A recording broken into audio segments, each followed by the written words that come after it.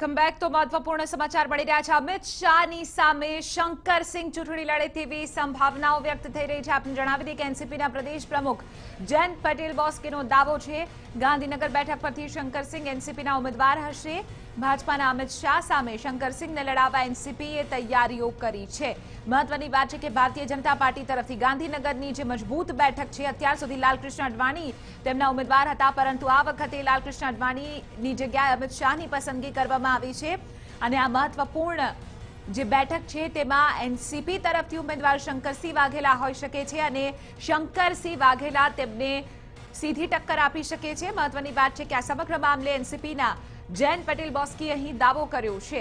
મહત્વની વાત છે કે કોંગ્રેસ તરફથી હજુ પણ નામ સામે નથી આવ્યું, પરંતુ મહદઅંશે સીજે ચાવડા કોંગ્રેસ તરફથી ગાંધીનગરની બેઠક પરથી ચૂંટણી લડે તેવી સંભાવનાઓ છે। આમ જે સમીકરણ અત્યારે બની રહ્યું છે તે અનુસાર અમિત શાહ બીજેપીમાંથી જો સીજે ચાવડાની પસંદગી કરવામાં આવે તો કોંગ્રેસ તરફથી કહી શકાય કે સીજે ચાવડા ગાંધીનગરથી લડશે, તો બીજી તરફ એનસીપી તરફથી પણ અહીં કહેવામાં આવી રહ્યું છે કે શંકરસિંહ વાઘેલા લગભગ ગાંધીનગરની બેઠકથી અમિત શાહને ટક્કર આપશે। મહત્વની વાત છે કે નવા સમીકરણો ખૂબ જ તેજીથી બદલાઈ રહ્યા છે। ખરેખર કહી શકાય કે શાહ વર્સિસ વાઘેલાનું આ સમીકરણ જોવા મળશે, ખૂબ જ રસપ્રદ રહેશે। આપણી સાથે અત્યારે એનસીપીથી જયંત બોસ્કી જોડાઈ ચૂક્યા છે। જયંતભાઈ, આપનું સ્વાગત છે TV9માં।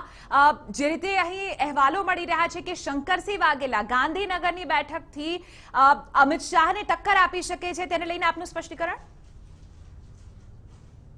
ટક્કર ચોક્કસ આપી શકે છે। એક સક્ષમ, એક વરિષ્ઠ નેતા છે અને ભૂતકાળમાં ગાંધીનગર સાંસદ રહી ચૂક્યા છે, એમને પીઢ અનુભવ છે અને હાઈકમાન્ડ સાથે ચર્ચા થઈ ગઈ છે।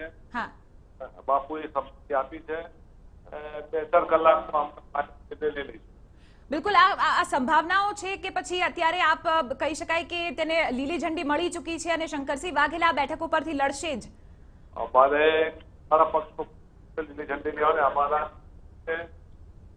સંપૂર્ણપણે જવાબદારી મને સોંપી છે, એટલે એક ફિટ ઉમેદવાર કહેવાય જી એવું માનવું। આ અંગે જયંતભાઈ આધિકારિક કહી શકાય કે ઘોષણા ક્યાં સુધીમાં કરવામાં આવશે? આ તાજ સુધી થઈ ગયું છે। બિલકુલ, આ સાથે જ શંકરસિંહ વાઘેલાએ આ સમગ્ર મામલે શું કહ્યું છે? આપની કોઈ વાતચીત એમની સાથે થઈ હોય? વાતચીત થયા વગર વાત વધે નહીં ને।